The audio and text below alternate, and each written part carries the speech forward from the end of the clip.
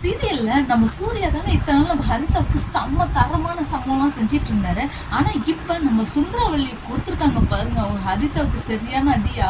அது வாழ்நாள்ல மறக்கவே முடியாது. ஆனாங்க நம்ம ரொம்ப நாளா இன்ட்ரெஸ்டா வெயிட் பண்ணிட்டு இருந்தோம், எப்படா சுந்தரவல்லி நந்தினி ஏத்துக்க போறாங்க அப்படின்னு. அதே மாதிரி இப்ப நம்ம நந்தினியா சுந்தரவல்லி கொஞ்சம் கொஞ்சமா மனம் மாதிரி ஏத்துக்க ஆரம்பிச்சிட்டாங்க அப்படின்னு தான் சொல்லணும். இத்தனை நாளா சிங்கரம் பொண்ணா ஏத்துக்கிட்டு இருந்த மனசு இனிமேட்டு சூர்யாவோட மனைவியாவும் சுந்தரவல்லி மனசு ஏத்துக்குதாங்க போகுது. இது ஹரிதாக்கு தாங்கவே முடியாது அப்படின்னு தான் சொல்லணும். காரணம் என்ன அப்படின்னு பார்த்தீங்கன்னா, இதில் ஒரு சின்ன சின்ன சஸ்பென்ஸ் இருக்குது, ஒரு பெரிய ட்விஸ்ட் இருக்குது. அதை பற்றி தான் இந்த வீடியோவில் சொல்லிருக்கேன். ஸ்கிப் பண்ணாமல் வீடியோ பாருங்கள். என் வீடியோ பிடிச்சதான் உங்களுக்கு லைக் பண்ணுங்கள், மறக்காம சேனல் சப்ஸ்கிரைப் பண்ணுங்கள். இங்கே இவ்வளோ அமிர்தவழி நடந்துட்டு இருக்கு. நம்மளுடைய சுந்தரவல்லியும் ஹரிதாவும் எதுக்கு சண்டை போடணும் அப்படிங்கிறது தெரியாமலே சண்டை போட்டுட்டு இருக்காங்க. நம்ம ரஞ்சித்தோ இதை பார்த்து கொஞ்சம் கொஞ்சமாக ரசிச்சுட்டு இருக்காரு அப்படின்னு தாங்க சொல்லணும். ஆமாங்க, இதனால நம்ம ரஞ்சித்தோட உண்மை முகம் வந்து நம்ம சூர்யாவுக்கு தெரியாமல் இருந்துட்டு இருக்கு. இந்த சூழ்நிலை நம்ம சூர்யா வந்து இப்போ ஜவுளி கடை கேமராவை செக் பண்ணுறதுக்காக போக போகிறாரு.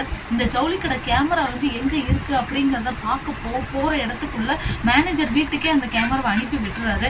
அந்த கேமராவை அனுப்பி விட்டதும் போதுங்க, அது யார் கையில் மாட்டக்கூடாதோ அவங்க கையிலே மாட்டிக்கிச்சு. ஆமாங்க, நம்ம ரஞ்சித் கையிலே மாட்டிக்கிச்சு அப்படின்னு தான் சொல்லணும்.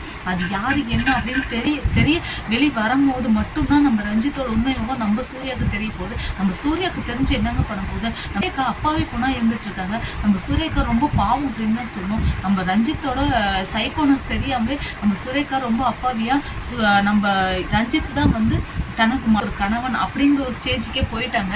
நம்ம ஹரிதாவோ ஒன்னா நம்பர் பைத்தியம், நம்ம ரஞ்சித்தோ ஒன்னா நம்பர் சைக்கோ, இந்த மாதிரி ஒரு ஃபேமிலியில நம்ம வாக்கப்பட்டு போக போறோம் அப்படிங்கிறது தெரியாமலே சுரேகா ரொம்பவுமே அப்பாவித்தனமா இருந்துட்டு இருக்காங்க. நம்ம சுரேகாவை காப்பாத்துறதுக்காகவாவது நம்ம சூர்யா வந்து ஏதாவது ஒரு சின்ன சின்ன ஸ்டெப்ஸ் எல்லாம் எடுத்தா ரொம்பவுமே நல்லா இருக்கும் அப்படின்னு தான் சொல்லணும். சூர்யாவோட ஆட்டம் இனிமேல் தான் வெறித்தனமா ஆரம்பிக்க போகுது அப்படின்னு சொல்லணும். கேமராவை நம்ம சூர்யா பார்க்க தான் போறாரு. அதாவது ஜவுளி கடையிலேருந்து வரக்கூடிய கேமராவை நம்ம சூர்யா பார்க்க தான் போறாரு. நம்ம ரஞ்சித்துக்கு இதுக்கு மேலதான் அடி விலக போகுது. நம்ம ரஞ்சித் வந்து கொஞ்சம் கூட நகராத அளவுக்கு ஒரு அடி விலக போகுதுங்க. அதுவும் சூர்யா கொடுக்கக்கூடிய ஒரு பதில் அடி அப்படின்னு தான் சொல்லணும். இத்தனை நாளா ஒவ்வொரு பெண்களும் நம்ம ரஞ்சித் எந்தெந்த சூழ்நிலையில பார்த்தாரு அப்படிங்கிறது நம்ம சூர்யாவுக்கு தெரிய போகுது. சூர்யாவுக்கு தெரிஞ்சதுக்கு அப்புறமேட்டுக்கு தான் ஹேமாவோட கொலை சம்பவத்துக்கும் இவனுக்கும் என்ன சம்பந்தம், இந்த பத்திரிக்கை தானா காணாமல் போனது, அதாவது நம்ம ஹேமாவோட செருப்பு எப்படி குப்பை தொட்டிக்கு போனது, இந்த உண்மைகள்லாம் நம்ம சூர்யாவுக்கு கொஞ்சம் கொஞ்சமாக தெரிய வரப்போகுது. கொஞ்சம் கொஞ்சமாக தெரிய வரும்போது தான் சுரேகாவோட கல்யாணம் மொத்தமாக நிற்க போகுது அப்படின்னு சொல்லணும். நம்ம ஹரிதாவுக்கு நம்ம நந்தினி நல்லது பண்ணதெல்லாம் தப்பு இல்லைங்க, யாருக்கு நல்லது பண்ணோம் அப்படிங்கிறது தெரியாமலே நம்ம நந்தினி பண்ணிட்டு இருக்காங்க. அது மட்டும் இல்லாமல் சூர்யாவுக்கு இப்போ நந்தினி தப்பானவளா கொஞ்சம் கூட தெரியல. அந்த அளவுக்கு நம்ம சூர்யா நம்ம நந்தினி நம்புறாரு.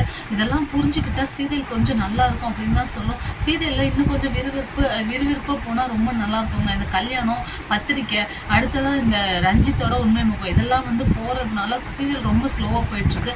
என்ன நடக்குது அப்படிங்கிறத வெயிட் பண்ணி பார்க்கலாம்.